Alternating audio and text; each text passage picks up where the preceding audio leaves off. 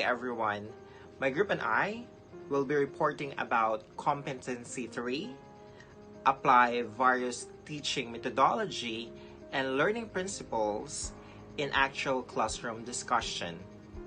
To give you an overview, the report is actually divided into three. The first part is the introduction and the explanation about the three broad types of teaching methods.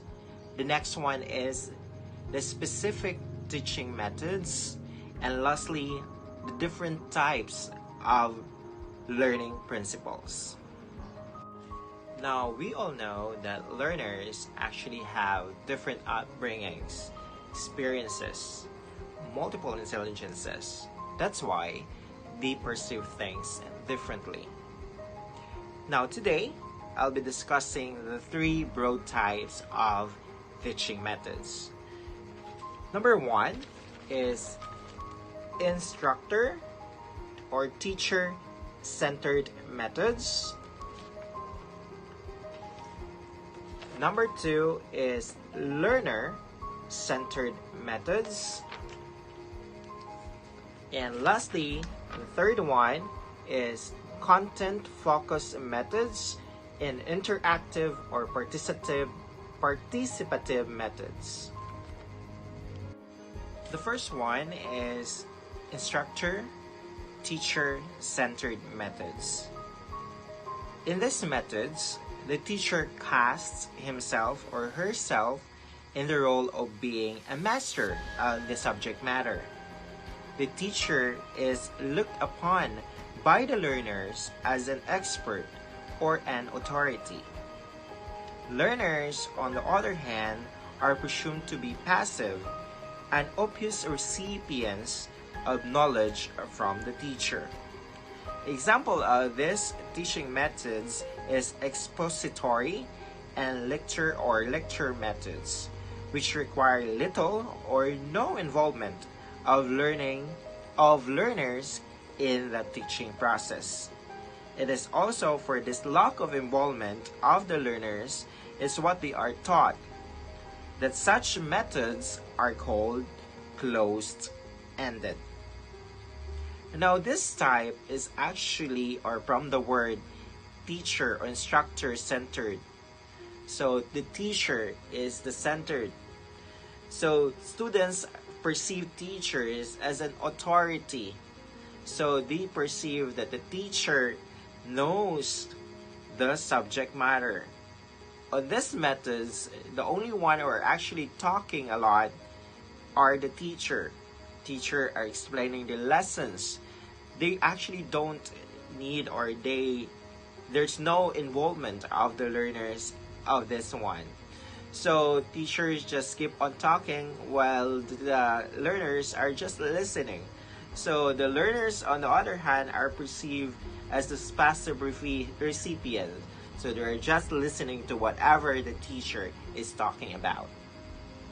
Now, the second one is learner-centered methods. The teacher or instructor is both a teacher and a learner at the same time. The teacher plays a dual role as a learner as well, so that in this classroom extends rather than constricts his intellectual horizons. This is according to Lawrence Stenhouse. So the teacher also learns new things every day which he or she didn't know in the process of teaching. The teacher becomes a resource rather than an authority. So example of this one are discussion method, discovery or inquiry-based approach, and Hill's model of learning through discussion. So, of course, learner-centered method. So this actually at the same time focuses on the learner side. But not only that, teacher actually become a learner as well, or become a resource, him or herself. So we all know that in the teaching process, we actually don't expect things that we actually learn in everyday life. As what I've told you, our learners have different experiences. We actually can learn from them as well. It doesn't mean that the learners always learn from teachers, but also the teachers can learn from their learners. Now, the third one is content-focused methods and interactive participative methods. But I'll be discussing this one separately. So, content-focused methods, both the teacher and learners have to fit into the content that is taught. This means the information and skills to be taught are regarded as sacrosanct or very important. Both the teacher and the learners cannot alter, become critical of anything to do with the content. Example of this one is programmed learning approach. And interactive participative methods driven by the situational analysis of what is the most appropriate things for us to learn, do, now given to the situation of learners and the teacher. This requires a participatory understanding of varied domains and factors. Now this one is actually content focused. Both the learners and the teacher should fit to the content, which actually means this is kind of open-ended types or methods. So the teacher will discuss, and immediately the teacher will actually ask the students what are his or her opinions, and then the teacher will actually instantly give her feedback. Now for the rest of the reports, just stay tuned because the rest of my group mates will discuss the topics. That's it for my part. Thank you for listening. Adios. The lecture method, a formal or semi-formal discourse in which the instructor presents a series of events, facts, or principles, explores a problem, or explains relationship. Lecture method is the most common teaching methods. It is when the teacher's role was needed to present the facts and to make the learners understand the presented topic. The program instruction method, a method of self-instruction.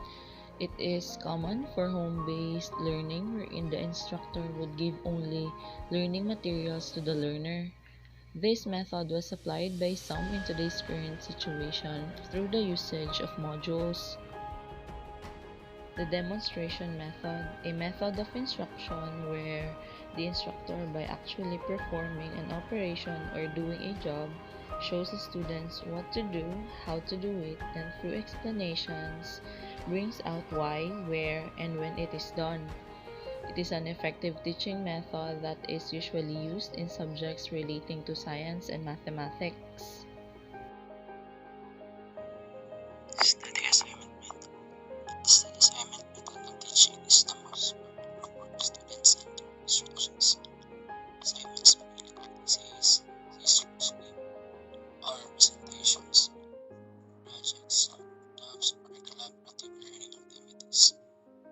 Using the assignment method, the teacher creates an assignment with clear instructions, milestones, and grading criteria based on the outcomes that students need to achieve. The tutorial method. Tutorial teaching is key in lots of important statistics. Tutorial teaching is a method which delivered following a visual instruction. This is remedial teaching that is individualized given to specific students. The very aim of the tutorial remedial teaching is to help the students to improve their cognitive and other abilities. One of the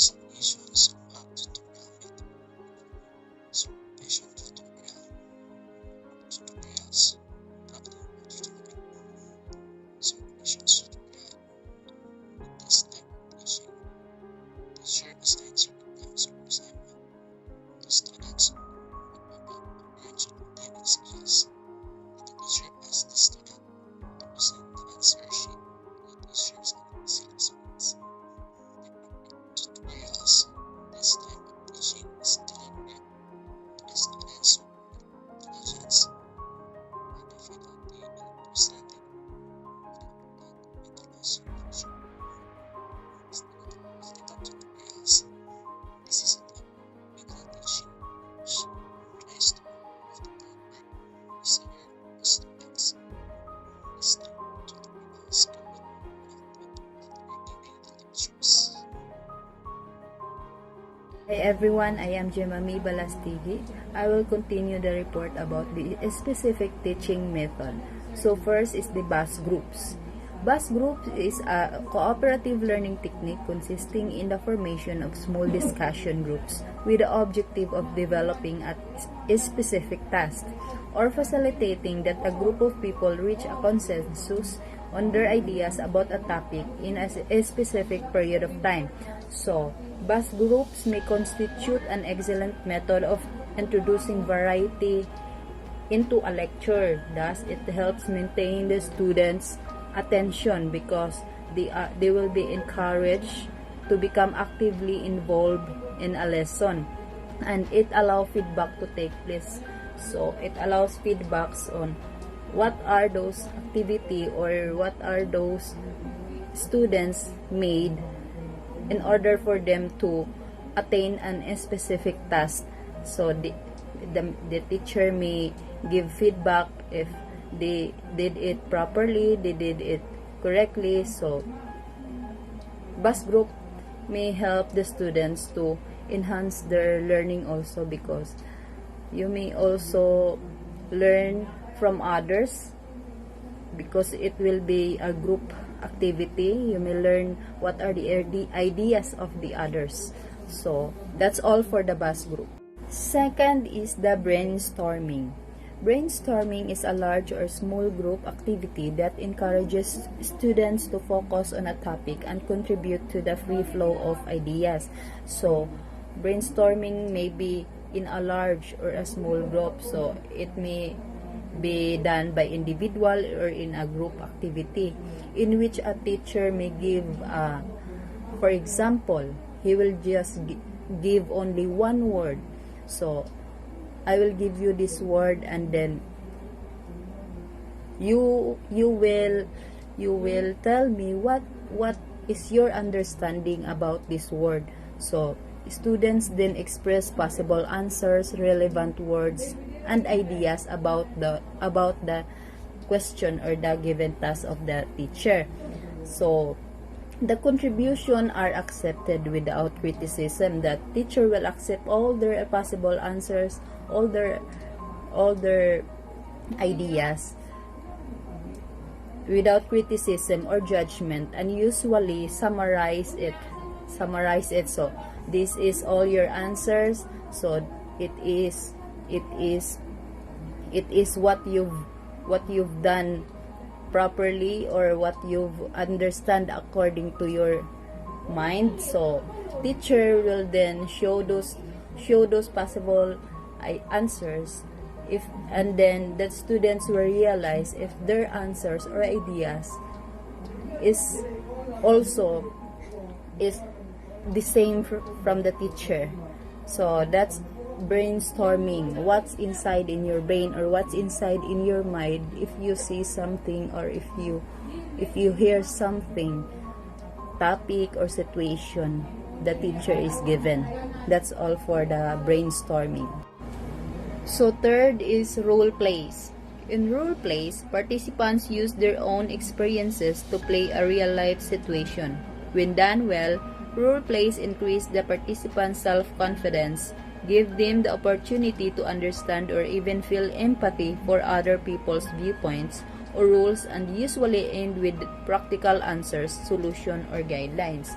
So in role playing, it helps the students to develop their self-esteem and confidence. It may also help them to develop the real communication skills in leadership, in interviewing, and in social interaction. It also helps to develop their ability to observe and analyze situation. And also, role-playing, it gives them opportunity to show their creativity on how they will done their role-playing well. And it also helps the students to gain a different experiences related to their real life and social situation. Role-playing also is energizing because students will move their body. They will not just sit down listening to the teacher about what the topic's all about, but they will move their body on how to translate the topic into movement, and it also reflects upon their knowledge of a subject. As such, role play is an excellent teaching method for reviewing materials and at the end of the course study. So role play is a very interesting method of teaching because it will help the teacher to analyze, to evaluate if the students really understood the topic what all about, because he will not just answer the exam that will teacher will give to him. He will move his body. He will interpret his understanding of what is topic all about. So that's all for the role plays. Next is the offline versus online method. So offline or traditional method is in the pre-technology education context. The teacher is the sender or the source, and the educational material is the information or the message, and the student is the receiver of the information. In terms of the delivery medium, the educator can deliver the message via chalk and talk method and overhead projector or transparencies. So offline method is, maybe all of us here in this class experience this offline method. One example is in elementary days, where we just sit down listening to the teacher while he is talking in the center, writing on the board something for us to understand the topic, the discussion of the teacher. So offline method is when the teacher is often continuously talk for an hour without knowing the student's response and feedback also, because there are also teachers who will just talk and then they will not ask, okay, what is your understanding about this topic? And offline method also is where there is a material presented is only based on lecturer notes and textbook. So naga-base lang siya on the textbook, on the book of the teacher. This is the topic, so he just based on what is the topic all about in a book. And then there is an insufficient interaction with the student in the classroom. They cannot participate properly because the teacher will do all the talking, and more emphasis has been given on theory without any practical and real life situation. So wala kaayo siya kanang examples. The teacher is nag-discuss lang just like that, and also learning through memorization but not understanding. So they will just learn through memorization. Gimemorize lang nila what is all the topic is all about. They wala nila nasabtan og maayo, just memorizing. Ingana dito ang gidiscuss ni ma'am, ingana. They will not understand because kanang mas lahi ra gyud siya kay only talking lang ang ginabuhat ni teacher. So that's all for offline method of teaching. And lastly is the online method. Online method can occur in or out the classroom. It's suited to distance learning and flexible learning, but can also be used in conjunction with face-to-face teaching, in which case the term blended learning is commonly used. So online learning method is just like what we are doing now. We were just having an online class because of this pandemic, no? Nya unta amputang unta mahumanan ning pandemic for us to have a offline method of teaching. And then this online method also is kanang dili siya ingon nga commonly used sa atoa, because pareha sa karon na tungod lang kay na ay pandemic mauning nagkakagamit ta og online method, di lahi ra biya gyud ang kanang face to face in person nga learning, because we can really understand what the teacher is talking all about, because nata sa iyahang atubangan gapaminaw, ma-feel nato ang iyahang sincerity nga magtudlo, pero ma-feel maghapon nato bisan online, pero mas lahi ra gyud tong offline. So this online method is also okay ra man gihapon siya kay wa man tay mabuhat, lisod pug makig offline method gid ta nga mao may advice, mas maayo sa karon nga panahon ang online method, in which separate ta kang teacher, layo si teacher, layo ta sa usag-usa. So layo nagiday kuan nga malayo siya. So that's all for my report about the online method, offline method, BAS group, role playing, brainstorming. So those teaching methods that we've discussed is for us students. It helps us to how really we can understand the topic that the teacher is given. So daghan kaayog mga mga opportunity ihatag ang teacher sa atoa for us only to learn unsay pamaagi nga ilang pambuhaton para lang ang estudyante makasabot, ganahan mo sabot, ganahan mo eskwela, just like that. So kita padayon lang gihapon ta, padayon lang ta sa ato ang learning sa atong pag-eskwela even this pandemic is happening now. So that's all. Thank you. Hello, good day. My name is Jessica, and today we will going to talk and tackle about the learning principles. So there are 9 learning principles. The first 3 which I'm going to discuss, and the following 3rd, 4th, and 5th will be discussed by Sir Jolibin Coino, and the last part is the 7th, 8th, and 9th principle will be discussed by Sir Prince Bilar. So learning principle. Before we start, let's find out first what is the definition of learning. So all we know that learning is the process of acquiring new understanding, knowledge, behavior, skills, values, attitudes, and preferences. So this here defined as the natural, self-regulated process of constructing personal meaning from information and experience filtered through each individual's unique perceptions, thoughts, and feelings. So what is purpose of learning? So its purpose is about learners being prepared for their future and reaching their fullest potential as lifelong learners. So this means that they have a voice with a confidence to express their ideas and opinions, so they are heard and taken into account in any situation. So the goal of learning is to understand, apply, and transfer knowledge in variety of contexts. So why is it that it is important to be a lifelong learner? So to be a lifelong learner can enhance our understanding of the world around us, provide us with more and better opportunities, and improve our quality of life.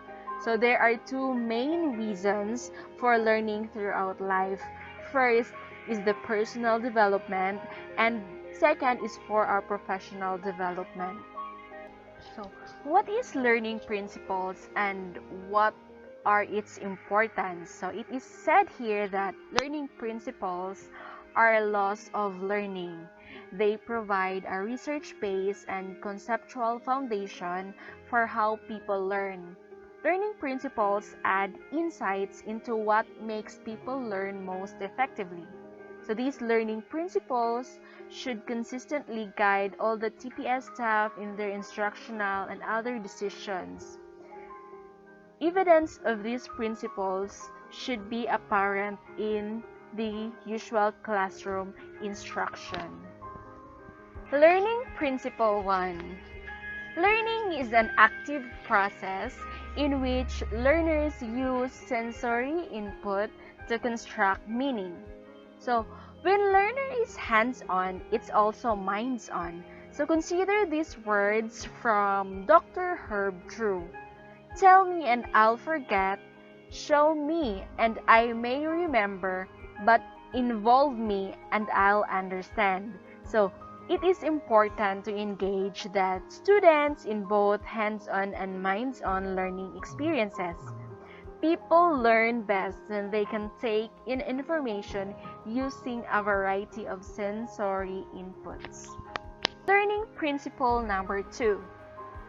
Learners link new information with the prior knowledge and experiences in meaningful ways.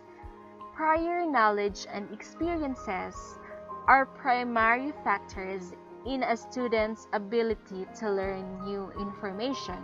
So this is true because prior knowledge or the prior learning creates a bridge that helps the learners link what they already know with what they need to learn.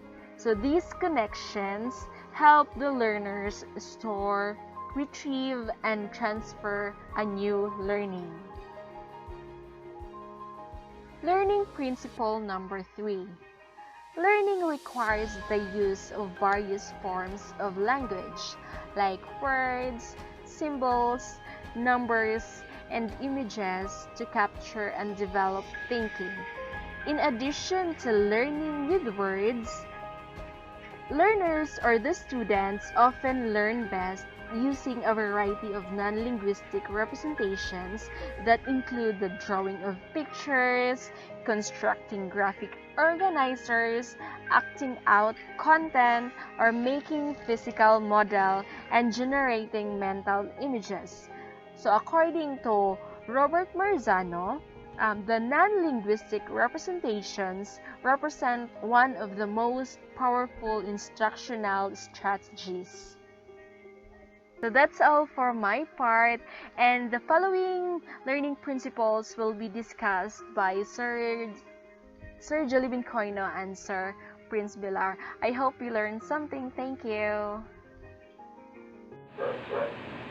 Hello everyone, my name is Jolivin Coino. This day, allow me to discuss to you about the learning principle 4, 5, and 6.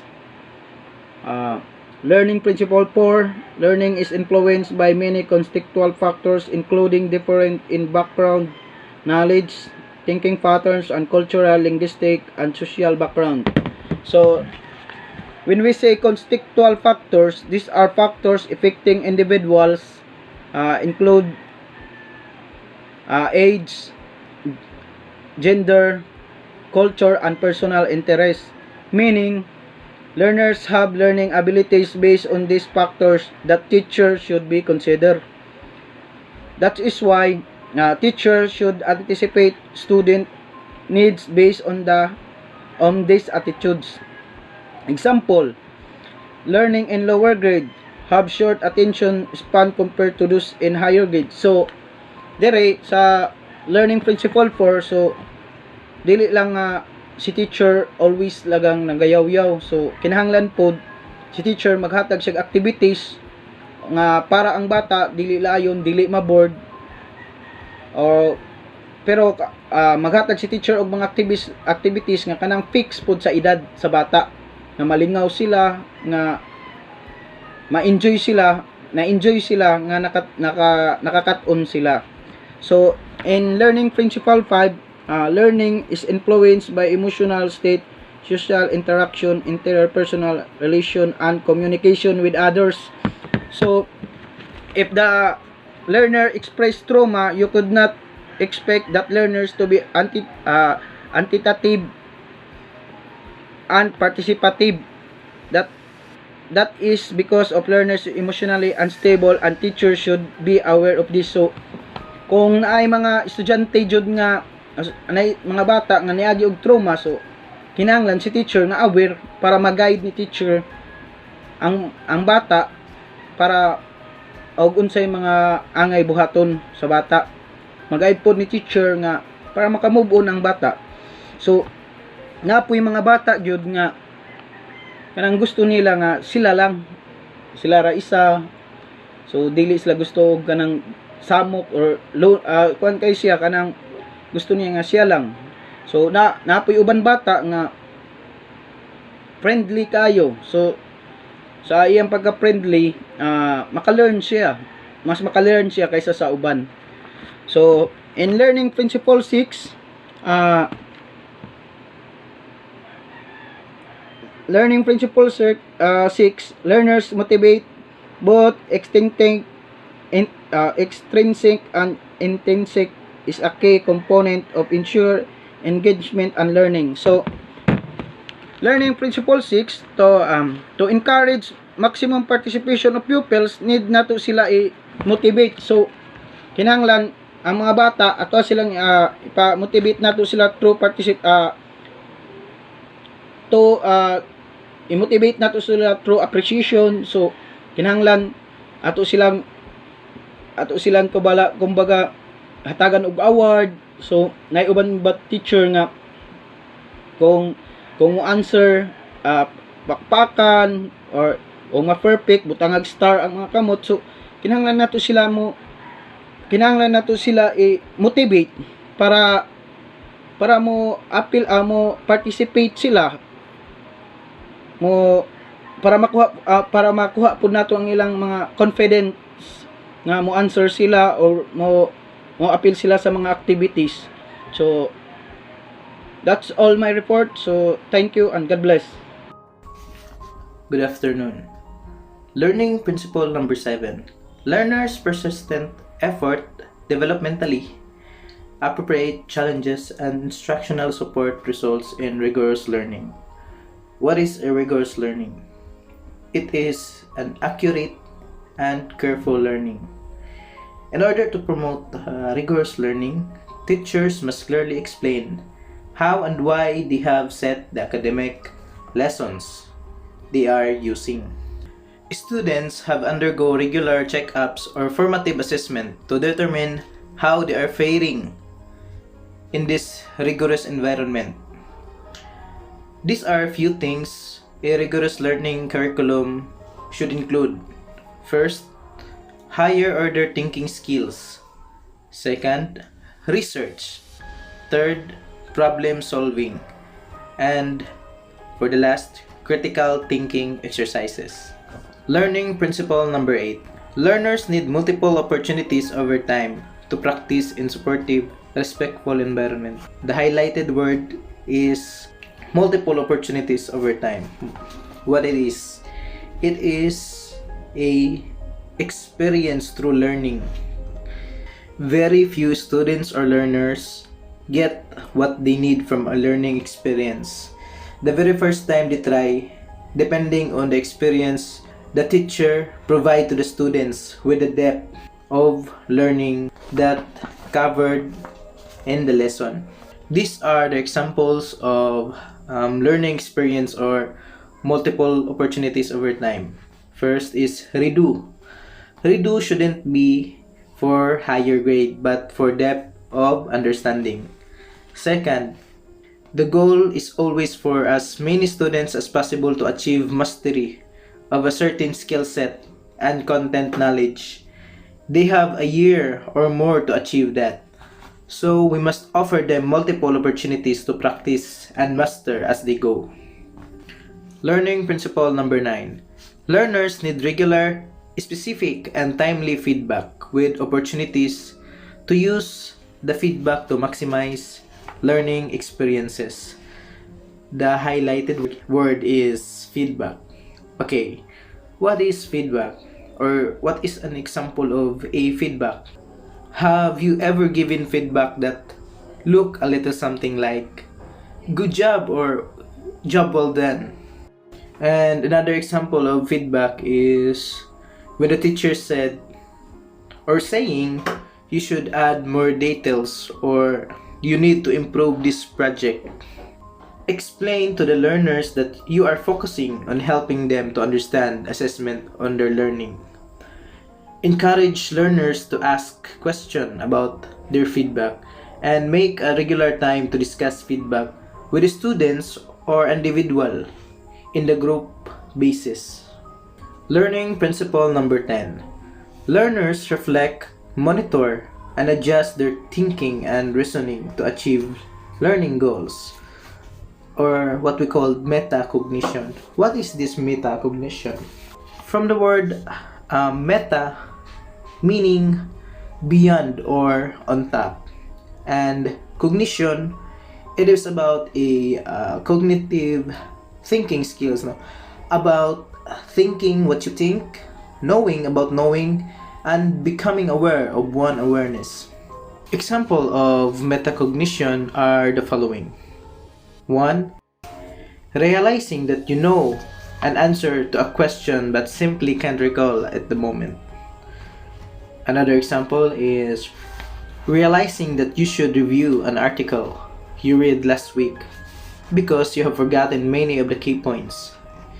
And another example is realizing that there is something wrong with your solution to that problem. And that's all for today, and thank you. Beautiful, beautiful, beautiful, beautiful angel. Love your imperfections, every anger. Tomorrow comes and goes before you know. So I just had to let you know the way